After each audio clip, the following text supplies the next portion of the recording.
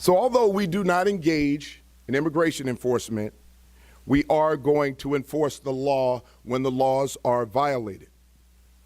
So let me be clear to the public about certain things.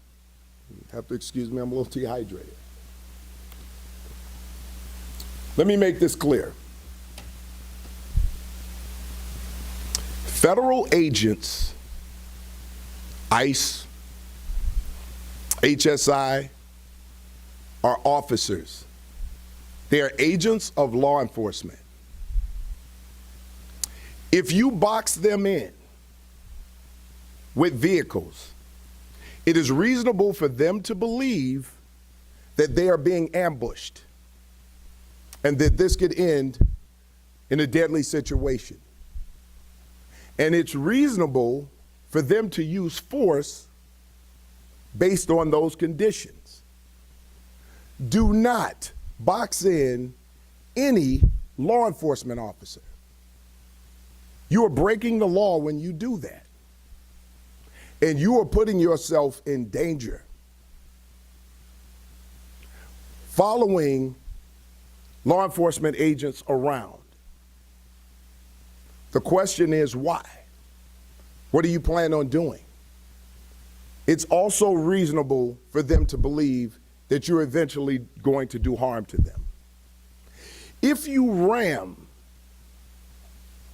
any vehicle, especially that one that contains law enforcement agents, and that's any law enforcement, local, state, federal, county, and you do this intentionally, this is considered deadly force. Deadly force is anything that can cause great bodily harm or death. When you plow into a vehicle that contains law enforcement agents, you're using deadly force.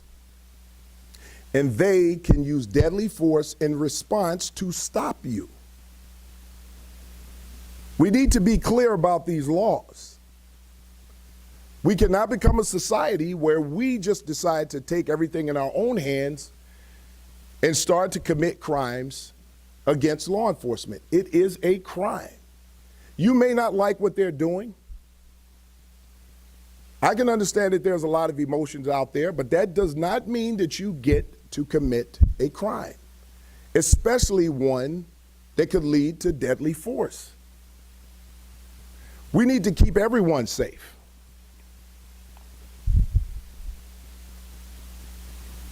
Our responsibilities when it comes to federal agents, and I've been asked these questions, we do not interfere with the duties and responsibilities of federal agents.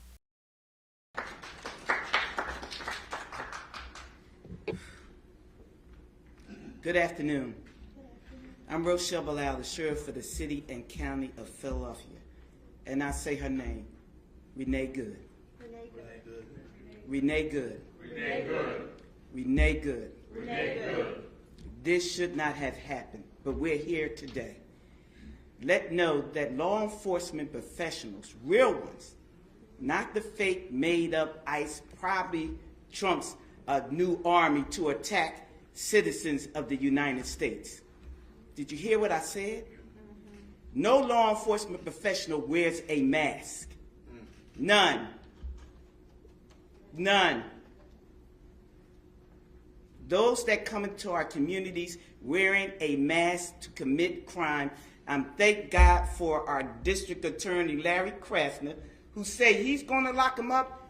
And I'm saying now, we are not going to whisk you away for them to hide your identity, because when you do it there, you're getting arrested there. No whisk away for them to hide you.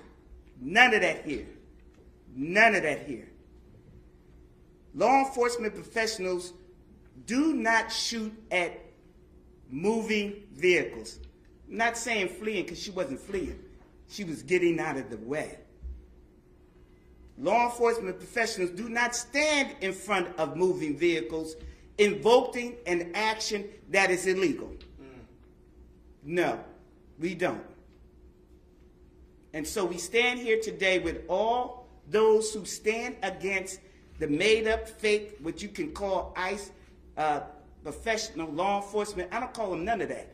I call them made-up, fake, wannabe law enforcement. Because what they do is against not only legal law, but the moral law. So I'm with the DA, and we will work with them. If any of them want to come in this city and commit a crime, you will not be able to hide. Nobody will wish you off. You don't want this smoke, because we will bring it to you. And the fake, whatever they call them, because I can't say the name, but the criminal in the White House would not be able to keep you from going to jail. Renee Good should be here today. And to her family, we are saying law enforcement professionals are not the ones here in this city that would do that. But here's the last thing that I will say. Law enforcement professionals around the country do their job, and we have been fighting for years to build that bridge between us and our communities. You have one negative nutcase that causes this problem, and now we all have to fight again to let people know law enforcement works with communities. These crimes would not be down if we didn't have communities work with us. Thank you. So this right here is the footage that's being spread everywhere on the internet, and here we go. So he gets out of the car, dog's in the car.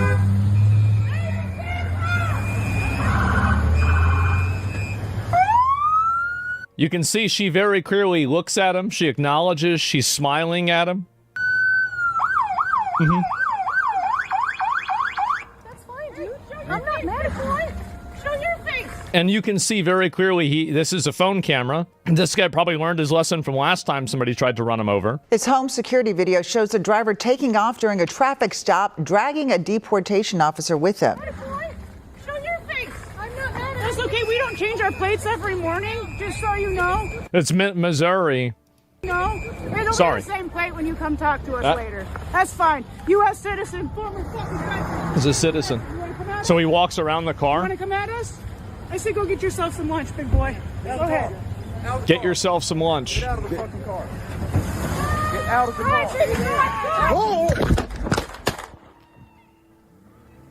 You can hear the thump. Drive, baby, drive. Did she say that? Let me hear it again. Get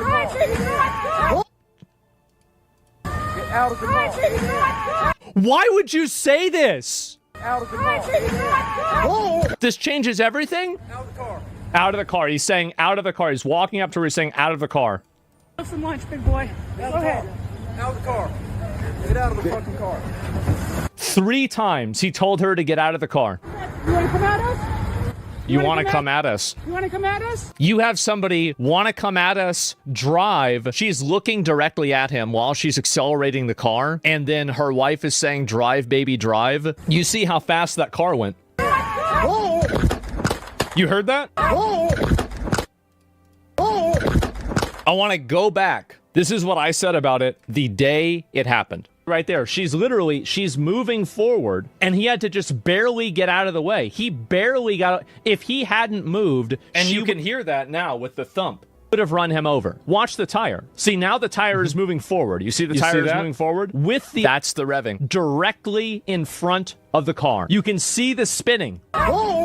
I genuinely think that a lot of these people on social media and the media in general are totally to blame for this. This vigilante justice fantasy that these people are selling on the internet needs to die. You have the media saying they're secret police. Their thing says police. They have lights on their cars, fully decked out in police gear, but you're trying to pretend like they're not. You can't drive over federal officers. You can't ignore lawful orders. You can't decide in the minute of you being detained whether you think that it's justified or not. And if you disagree with it, you just get to drive away. Because here's the truth. It ruined all of her kids' lives. It ruined her life. It ruined her wife's life. It's going to ruin this police officer's life. All for what? So you can get social media likes. And then she dies.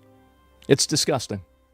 When did it become illegal to follow ICE agents around? It's illegal to engage in obstruction of federal law enforcement. Is it not? Is it a felony? But they're not impeding. It is a felony. She was filming, right? She's filming them because ICE agents have been known to kill people, because people are disappearing in custody, because we're missing 1,200 people in Alligator Alcatraz. This is the political vigilantism. This is not political vigilantism. You're encouraging people to interfere with federal law enforcement. I'm saying that and we need to people get are it on getting tape killed because the of it. DHS is lying, because ICE is lying, and because people are getting hurt, I think that and they're there is- disappearing. I agree with you, Jonathan. I think there's some details we don't know yet, and we'll have to learn more about it. What strikes me is, first of all, it's extremely sad and unfortunate that someone died. I mean, the political fighting and disagreements aside, it's terrible. You don't want people to die in law enforcement situations or otherwise. But it strikes me that we are undergoing an epidemic of political vigilantism right now. Why are people showing up in vehicles, in convoys, not just in Minneapolis, but all over the country in an effort to obstruct lawful federal law enforcement activities? This is not an isolated incident. We have had hundreds of car rammings against ICE agents all over the country. According to DHS, this lady in this car today, along with other vehicles, had been tracking ICE agents around. Why are people believing that they can drive their car into a federal law enforcement situation and that is an appropriate thing to do? I understand they don't like the fact that these agents are enforcing existing immigration law, but that's not how we change laws in this country. If you don't like a law, you talk to the politicians. You don't drive your car into the middle of a building or a law enforcement situation that's being occupied by the people who are simply there to enforce the law. If I don't like how much the IRS is charging me in taxes, I don't drive my car into the Treasury Department and try to run somebody over. I call my congressman. Political vigilantism is being encouraged by Democratic officials like the Lieutenant Governor of Minnesota, Peggy Flanagan, who earlier this year told people to, quote, put your bodies on the line, and Tim Walz calling these guys Gestapo all year. What do you think happens when you radicalize a base of people about this? It does strike me. What do you think happens when you radicalize a base of people about this? It does strike me, Scott, that we actually don't know that she was doing any of the things that you suggested. We don't know anything about what she was doing. I mean, do you know as a fact? DHS has said out loud today that she had been tracking around ICE agents all day long. That is part of the report. She's following ICE agents. I think that I've read everything there is to read about this woman so far, and we have very little information about what exactly she was doing. She lives in that neighborhood, it seems, but we don't know that she was a part of a convoy. We don't know that she was trying to do anything particularly with ICE agents. We know her wife was outside of the vehicle recording, but again, we were talking about jumping to conclusions. You think they may have just accidentally wandered in there? No, she lives there. That's what your position is that she lives in that neighborhood. You say the federal government is lying about them following ICE agents around? All I'm saying is that we don't know. That's the point of an investigation. And that's the point, exactly. Protests are spreading all across the country, and people are rising up. They are harassing, intimidating, and being violent towards ICE agents and Border Patrol agents. And there is now new footage, also from Minneapolis, by the way, of ICE agents actually warning people in their SUVs and telling them, hey, you need to actually think smart about these things, or else you can get in trouble. Take a look. If I continually see you following us, interfering with us, honking your horn, blocking our cars, you have a very high probability of making a really bad decision and being arrested today, okay? I think I'm making exactly I'm not. the right decision. Oh, then why are you giving her a warning? I'm giving her a warning to not interfere with what we're doing, to not make a bad decision today and ruin your life. Well, bad Okay, decisions. thank you. That's funny coming from you. Okay, alrighty. Thank you. Have a good day. I hope you have a terrible day. Okay, thank you.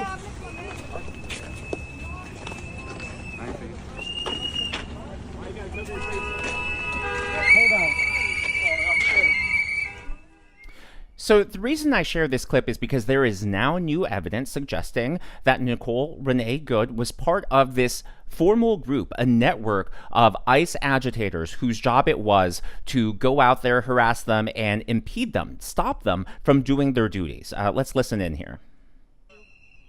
What is illegal is stopping people unconstitutionally. Don't interfere.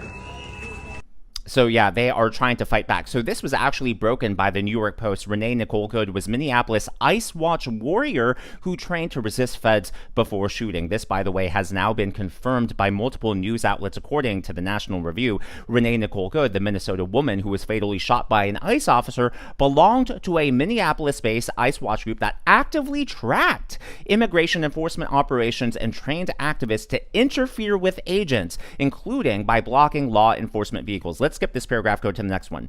An Instagram account identified as Minnesota Ice Watch instructs to report the locations and appearances of ICE agents. The account has posted photos across Minneapolis of law enforcement agents, of vehicle license plate numbers, and ICE officers' faces. The account generates information via anonymous reports and submissions from local activists. So we now know that she's tied to this group. You see her wife in the video harassing the ICE agents. There were already rumors suggesting this, but now we actually have evidence tying her to these organizations, and that definitely changes the narrative here. Now, this still raises the question, was this shooting justified? And that, of course, should the officer be charged, will be tried in a court of law if it doesn't get settled before then. Now, be clear. I saw the video on numerous occasions. And seeing what transpired, from a lawful perspective, as it pertains to a law enforcement official, don't expect him to be prosecuted. He was completely justified.